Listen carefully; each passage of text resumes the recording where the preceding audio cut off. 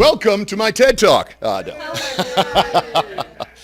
In all seriousness, for those who do not know me, my name is Bob Carter.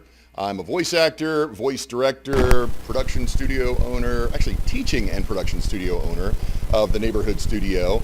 And for commercial and corporate and government possibilities, that would be Carter Creative Services. I've also got a fond affiliation here with the Georgia Game Developers Association. I am a lifelong gamer and nerd and geek and creative with a capital C. I enjoy all kinds of role-playing games and improv comedy, and I have been fortunate enough in my lifetime to make a career out of bringing those two things together. Right now, in Atlanta, there is a conference happening called VO Atlanta. It is basically a gathering of some of the top voiceover talents in the entire country, and they're all there talking about the state of the union, right? The state of the industry in terms of what's happening, right? Because AI is taking over. And from a personal standpoint, artificial intelligence is absolutely a threat to my livelihood. Without question, it has taken jobs away from me. It is a threat directly to me. I have enough dry voice samples on the internet for someone to take that, upload it into their program, and use my audio without my knowledge or paying me. That is a concern. I have 3 kids. That's a lot of mouths to feed. I got 3 kids, 3 cats, 2 dogs, a wife, and that's a lot of people to feed, right? So from a personal standpoint, it is threatening my livelihood. It is absolutely directly threatening my livelihood. It has, in fact, harmed my livelihood. My wife, September Day Carter, is actually the most well-known voice in the world today. That is no idle boast.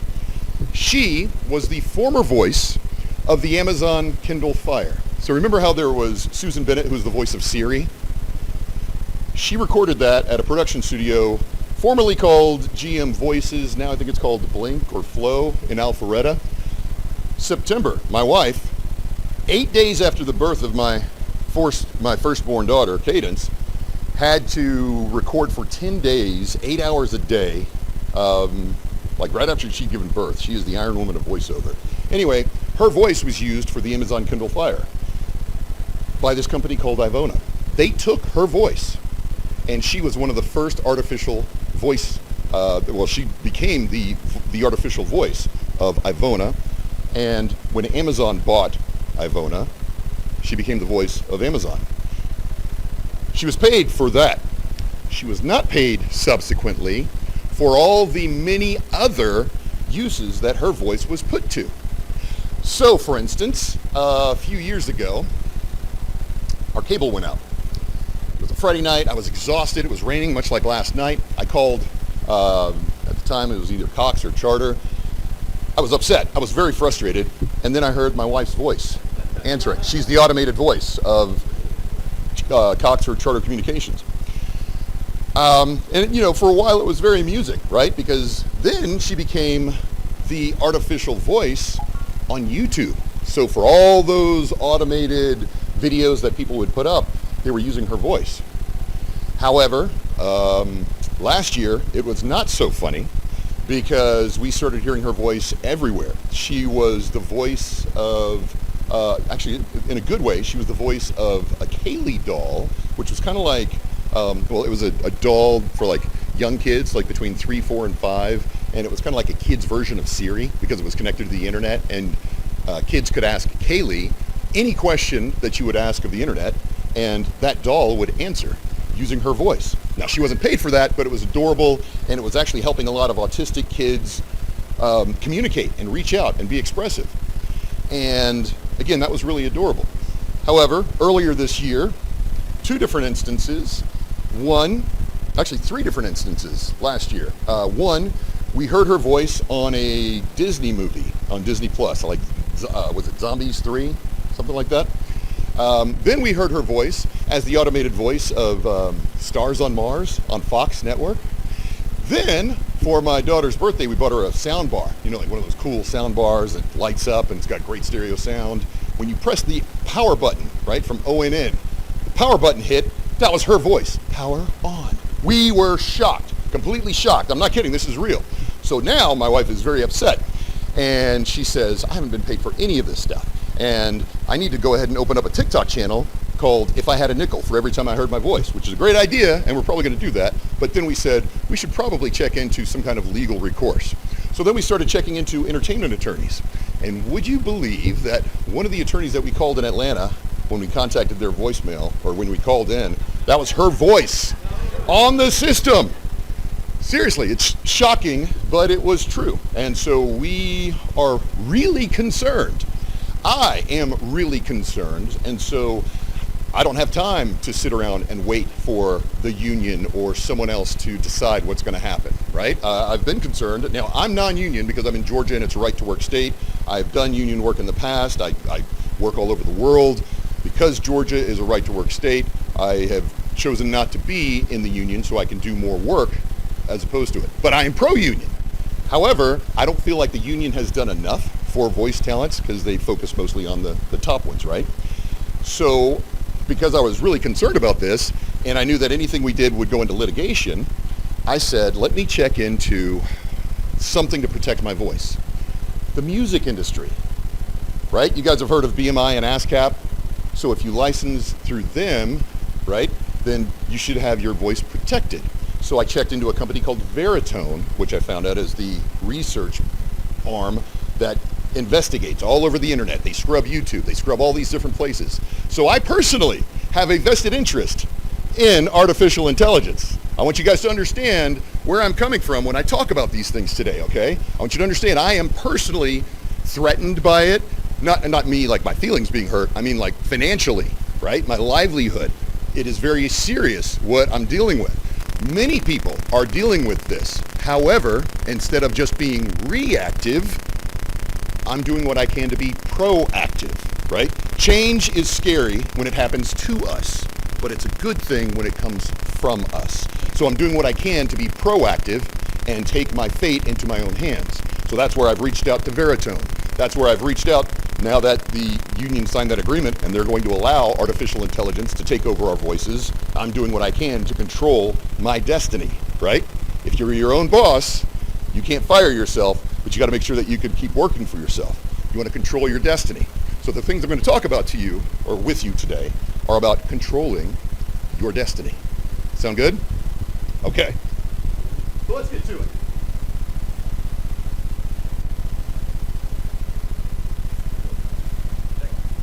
Here we go. Are we doomed? No, we are not doomed. All right? Let's just go ahead and set the panic aside. We are absolutely not doomed. Artificial intelligence, for the longest time, it was a joke. It absolutely was a joke that, you know, somebody could record us and think that it would be able to replace what we're able to say. It has gotten much better. It has gotten incredibly good at certain aspects of helping our jobs. Not just in voiceover, not just in sound design, but in visuals, in screenplays, in coding, in academic studies, right? Universities are freaking out because ChatGPT can write amazing academic papers sometimes. Attorneys are freaking out because ChatGPT has been able to pass the bar sometimes.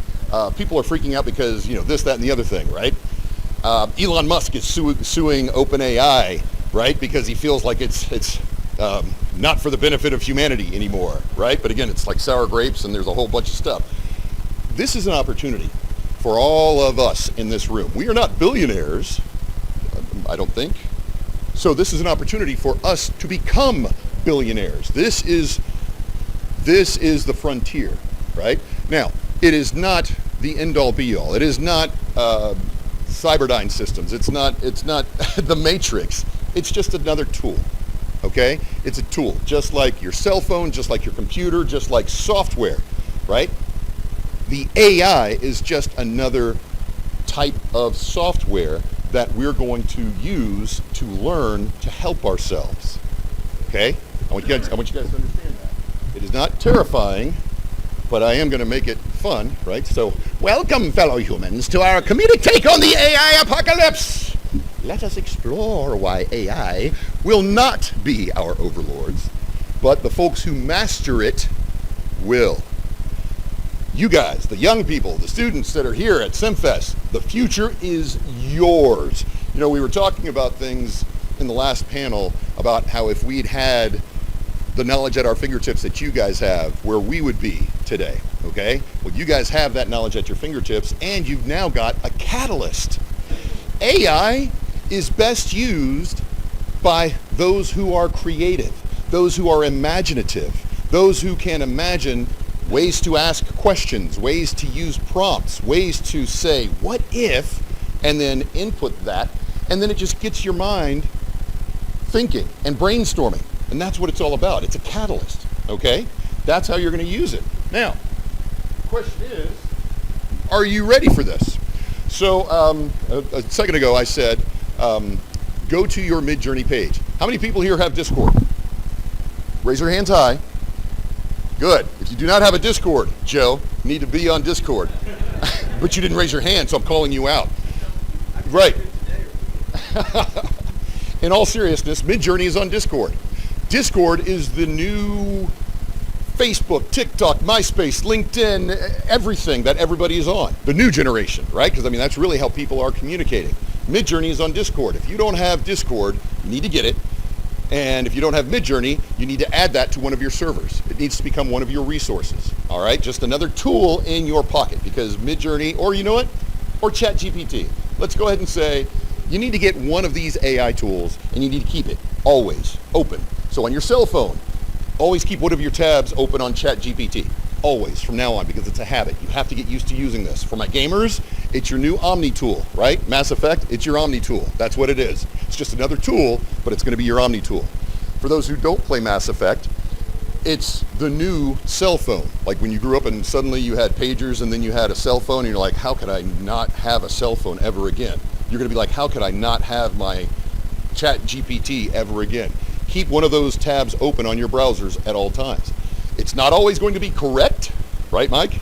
It's not always going to give you answers 100% of the time, but it will give you good answers 60 to 70% of the time. So you need to use it as a tool because it's a catalyst for your own ideas and your own thoughts. It's a means of helping to organize your thoughts, especially if you've got ADD. It's a means of helping you if you are dyslexic and words on the paper swirl around.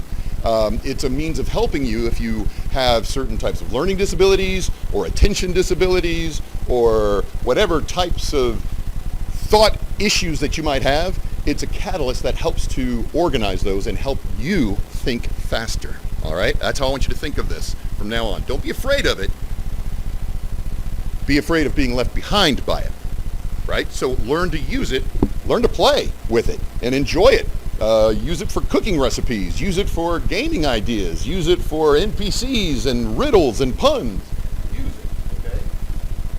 So in all seriousness, AI, just like robotics, right? I mean, you know, we all laughed at the Boston Dynamics robots over the past 10 years, and yet we've all seen the amazing progress of those robots. And now, as of 2 months ago, Meta's AI and Boston Dynamics robots, I think, merged. And so the robot is actually learning by watching videos and watching pictures. It's pretty wild. So they're talking about having, are you guys familiar with AGI, Artificial General Intelligence? So as of last year, that was supposed to be 2 to 3 years. As of December, that was supposed to be next September. As of today, that's supposed to be this September, and that's publicly. That doesn't mean what we already have or know privately, okay? So this is happening, and it's happening fast. We're in a wonderful, amazing transformation of industry and lifestyle, and everything is going to happen very quickly in the next 9 months. So buckle in and get excited about it, because we're going to use it. So now, with your Discords, because this is an interactive PowerPoint presentation, I want you guys to go to your Discord. I want you to go to your Discord that has your Midjourney on it. Raise your hand if you don't have Midjourney on one of your tabs on Discord. It's okay. If you don't have Midjourney on one of your tabs on Discord, there's a bot. You can just do a search, and you can click on it, and you can invite it, and you can try to use these things, all right? Now, if you've got ChatGPT 4, anybody in here have ChatGPT 4? Okay, then you don't need to have Midjourney. You can get images based on that. Do we have people that prefer DALL-E by any chance, or Stable Diffusion? Yeah, well then use ChatGPT 4. ChatGPT 4 is, honestly, it's like Iron Man's Jarvis. It is that good. You can ask it questions, you can have conversations with it. It's better than Siri, it's better than Alexa, it's better than Hey Google, right? ChatGPT 4 is coming up with amazing images, and it's coming up with stories for you, and it's a wonderful tool for you to get used to using. Now here's the wild part.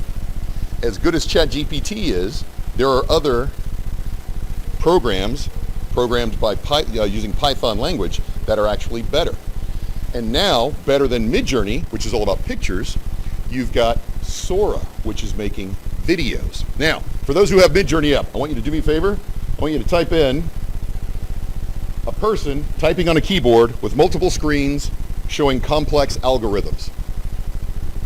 The reason why you're going to type this into your Midjourney is to show you that just like all of us, when we imagine certain things, we have a different perspective. We have a different imagination, right? Some of us might be seeing iRacing simulators with triple monitors. Others of us might see some kind of a news wall with multiple televisions with different camera angles. Others of us might see some kind of a desktop with 5 different monitors, and you've got certain programs up there, including Bloomberg, if you're in financial services. Doctors might have certain EKG things that they're used to seeing. We all have different perspectives and all filters. My point is, when you're looking at your Midjourney image, you're going to get 4 different possibilities.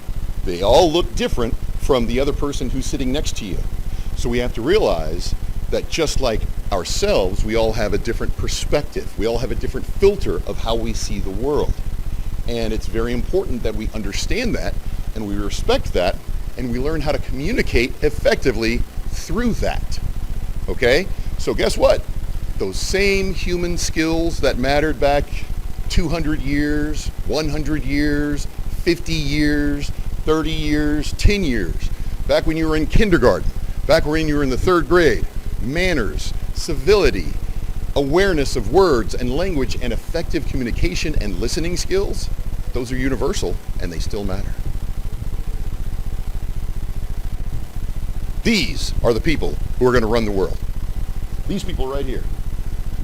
He or she who controls the algorithm controls the universe. And the spice must flow, right? So he who controls the algorithm controls the universe. That's where you're starting to get sour grapes. For those of you who had your fingers on the pulse, ChatGPT was amazing until Microsoft put in $10 billion, and suddenly it started having all kinds of glitches and burps and stutters and stops because it started getting dumbed down.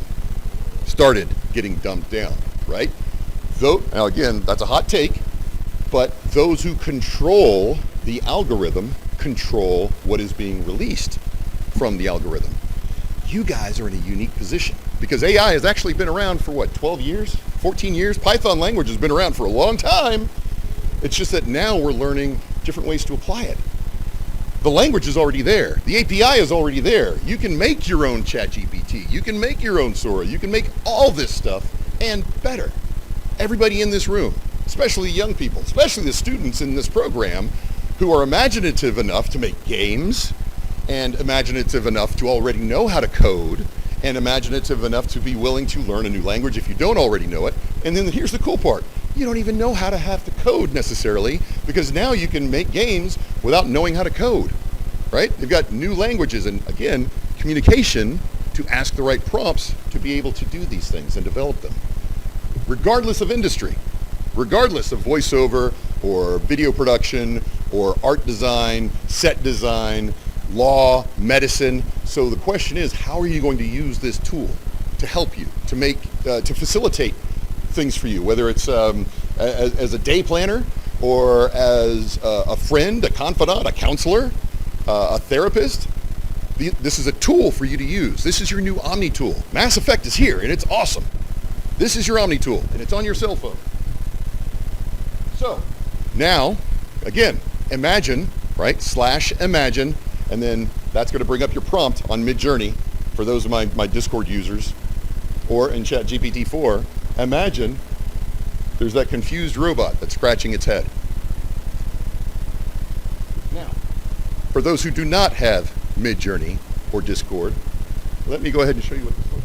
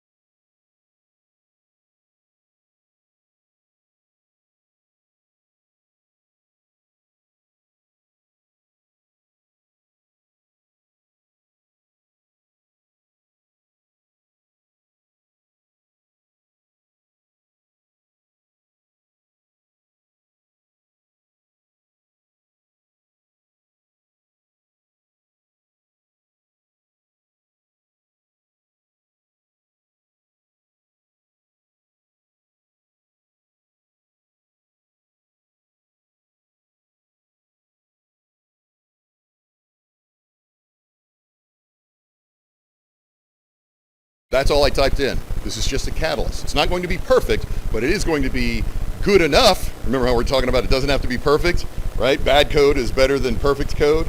It's good enough to get you started in terms of visualizing things. So for my storyboarders, right? My game developers who love coming up with an idea first, and then you script it out, and then you storyboard it, and then you try to like start applying things. Oh my God, look at that. While I was rambling on,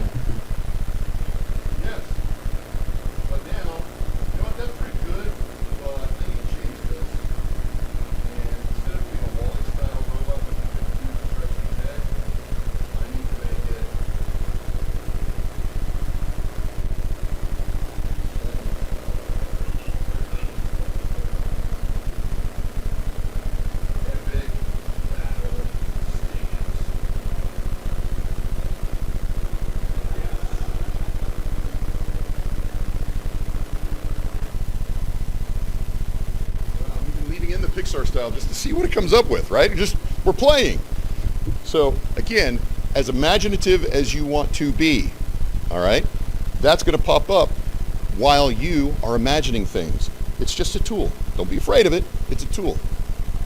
Again, even though it's personally affecting me and it's absolutely threatening my livelihood, I have that teaching and production studio where I have to adapt and improvise and use this tool and teach you how to properly and effectively use this tool and rely on the fact that someday you will surpass me, right? But that's, again, having that mature thought as opposed to having that scarcity mentality and clutching and trying to control things by fear. It's knowing that together everyone achieves more, go team, and it's having that abundance mentality, right? So that we know a rising tide raises all ships.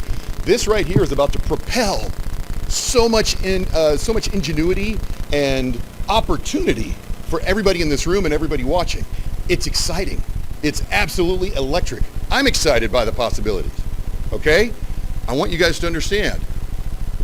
You know what, that's okay. Let me change this. I don't like that one, right? See, we didn't like it.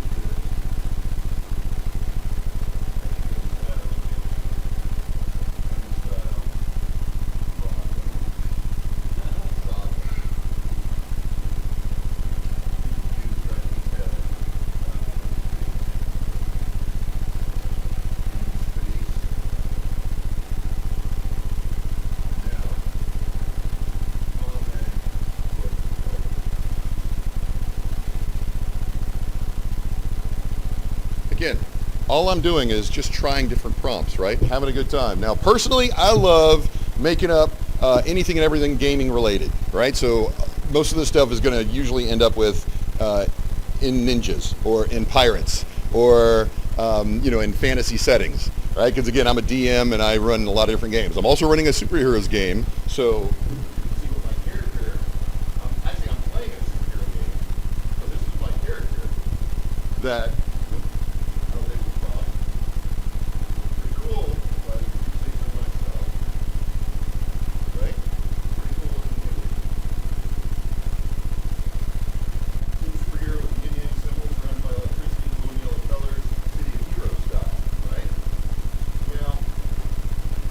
There's a video I've been talking about for years, done by Corridor Digital, called Rock, Paper, Scissors, right? You guys see the anime, Rock, Paper, Scissors? Absolutely amazing. It was like dropping a bomb in the animation industry because 5 guys, very similar to, again, imagine the team, Kyle, you and your team that are working on your game. So these 5 people decided that they were going to make an anime based on rock, paper, scissors. So they had fun with it. They took a bunch of pictures of themselves and then they entered that into Stable Diffusion, which is a type of art generator. Now, just as I have been typing in these specific keywords, right? Whether it's Gundam, whether it's Pixar, whether it's Wall-E, it might be Vampire Hunter D, like these guys did. Now, that's where the stealing comes from. That's where the imitation, where people are concerned about their artwork, their intellectual property gets taken, right? Because if it's in that style that is directly derivative of Clutter, or if it's in that style that's directly derivative of Space Armada, or if it's directly derivative of whatever your game is, and somebody just generated that in 30 seconds, that is a concern. However, you, being the game creator and the game developer, you're going to use this tool much better than they will because you've already had certain ideas, and you have to trust in the fact that you already have the imagination and the experience and the know-with-all and the resources to use this better than somebody who's just getting started. You've got to rely on that fact. And because you have already succeeded and failed and done this in life, you've developed thicker skin and you know what it's like when you're down, and you also know what it feels like to get back up, right? So when we talk about it's important to fail so that you can learn, everybody talks about Babe Ruth being the home run leader and then Hank Aaron being the home run leader. Remember, Babe Ruth was not only the home run leader, he was the strikeout leader, right? It's about how many times you get up the plate and how many swings you take. And in baseball, a good average at 333 is still 1 out of 3 pitches, right? So 2 out of 3 times you're striking out. But the more you swing, the more you practice, the more you exercise, the more you do whatever it is, the more confident you're going to feel, right? You're expanding your comfort zone. And right now, like I said, change is scary when it happens to us, but we have to expand our comfort zone enough so that we can try new things and feel comfortable enough to play and experiment and explore. And that's very important. So, again, even as I'm doing all these different things, that's weird and fun. I actually kind of like the colors. Again, that has nothing to do with what I'm really talking about.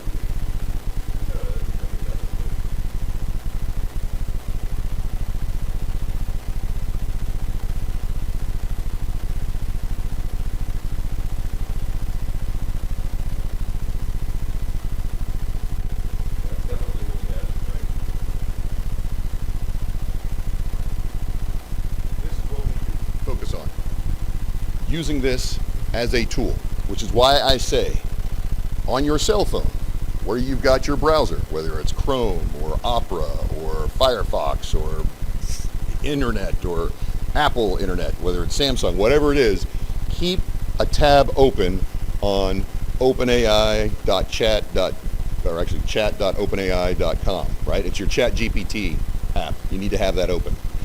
I want you guys to be aware of the events that are happening and not be afraid of them, but learn how to use them, because for better or worse, it's happening. And because of that, I have to adapt. And because I have that studio and I teach people and I practice what I preach and I lead by example, I have to be willing to try new things and be willing to fail. And so, as with this right here,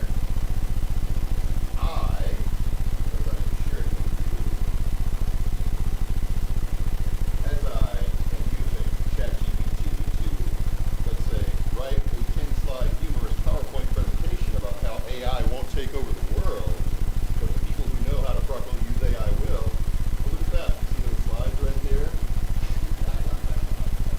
So now what's wild is, as I copied this, and I went to Word right here. Are you guys familiar with Word? Microsoft Word, right? And did you know that if you go to File and you click Export, you can click to an Export PowerPoint presentation. And I don't know about your PowerPoint presentation skills, but mine are terrible. But the fact that this built it for me, oh my God, you know what? The other one was really cool, but let's see what this one looks like, right? Or wait, do we want to be, you know, we'll go like this one, because that's more holistic and a little bit colorful, right? That's got like nicer, easier colors. And boom. Look at that. How long did your PowerPoint presentations take? Because mine used to take 2 hours and they sucked. Mine are horrible. I can't even do that color right there, okay? So, as I say, when we do the slideshow, suddenly, so again, my slideshows don't ever look like this.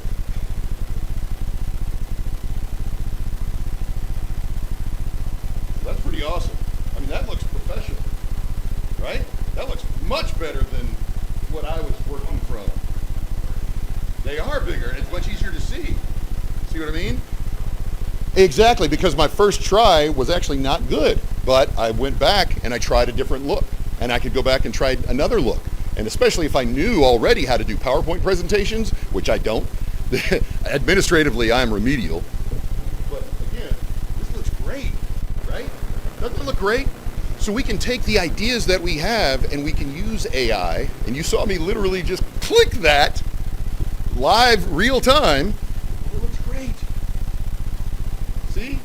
Now for the people who are using Midjourney, like I said, I want you guys taking these different prompts and trying them out, because the wild part is they're always going to look different, and you can try every art style you want. That's the other thing.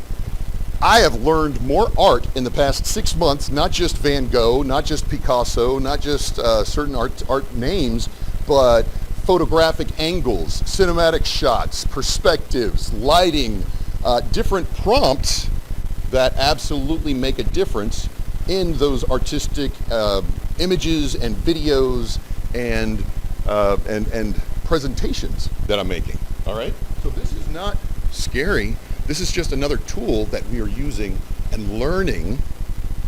And so, that was amazing. I would have never filmed that picture on, what do we use? Like Envato sometimes, or stock, Adobe stock, or there you go, Shutterstock, or you know, like obviously some of the free stuff, okay? Again, so in terms of being a solopreneur, in terms of being a small studio, this is a tremendous advantage to us, because this levels the playing field for the small indie developer and development team to be able to compete with the AAA size teams. So with all those layoffs that are going on, guess what? Those people who got laid off are going to have time and ability now to be even more creative and put together their own dream games as they're, you know, bouncing back and dealing with coming back from those layoffs, right? But again, the same human skills and qualities that we've had to learn and develop, right? The same soft people skills, the same discipline, the same resilience, the same compassion, all those core values that we need and believe in, those don't change. The technology might change, but our core values that make us good humans and good stewards and good citizens, those apply now more than ever, and we need them more than ever. But again, this is just another tool, and that tool just made me look very professional. Again, you guys, and Joe, we even talked about this. I don't usually do PowerPoint presentations because visually, I'm terrible. My thing is sound, all things creative. But now I have this new tool, and you just saw me use it. You saw exactly how I did it. I wrote down my ideas on my Google Doc, and then I applied them through Word, and I hit, boom, translate, and it made this beautiful presentation for me. And that's the end of my slide. That's the end of my presentation. Any questions?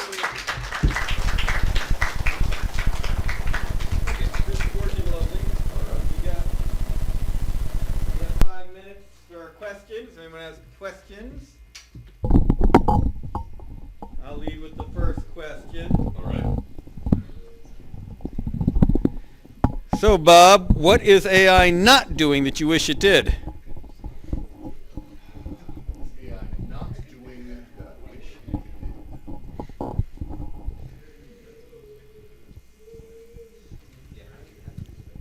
Good question. Are you making?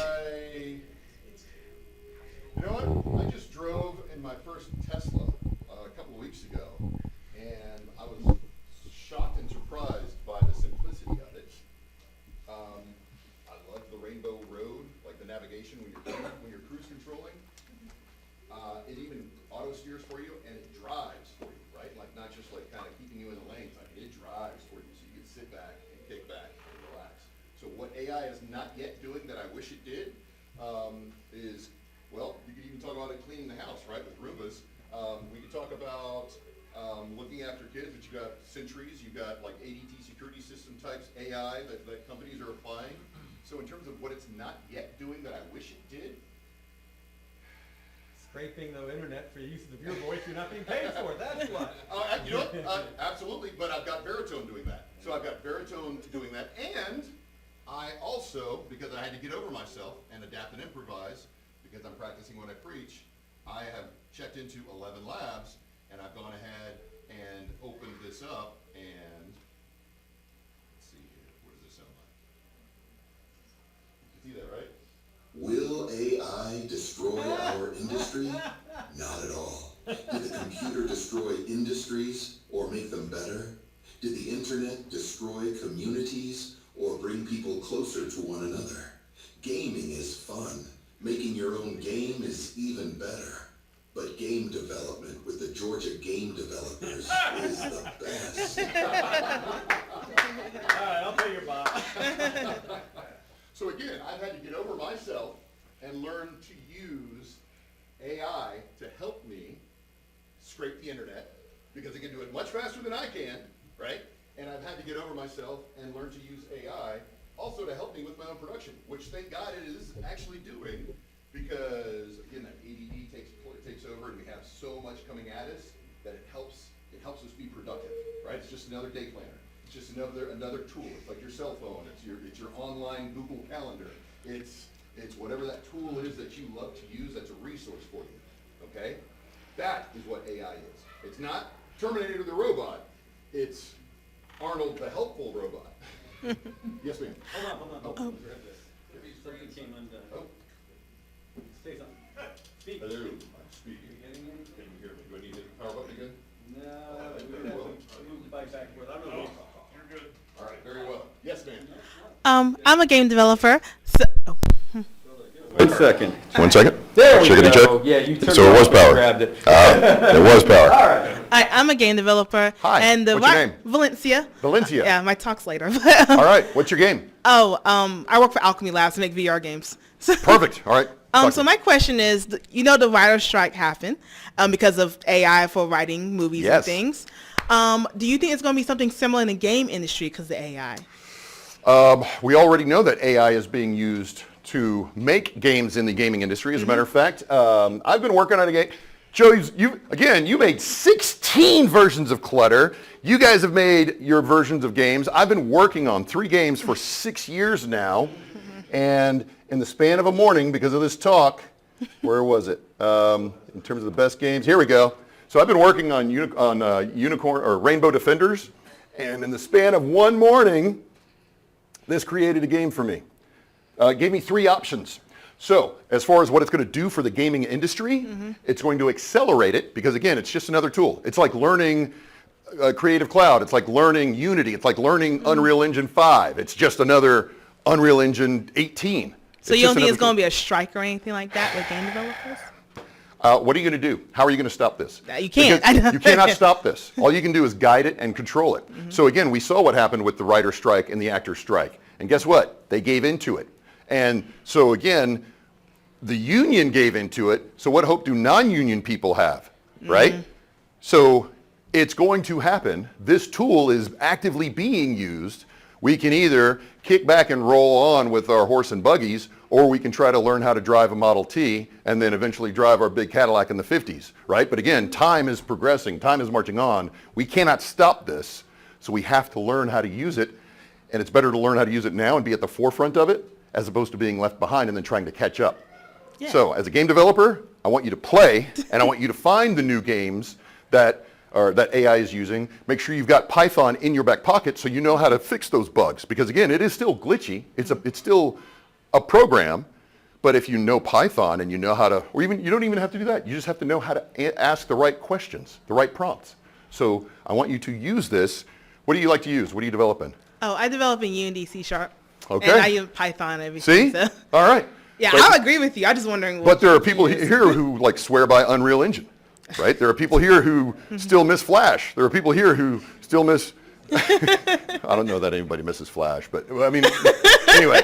So in all seriousness, we have to learn how to use this. All right. Thank So, you. And by playing. Thank you very much for your question.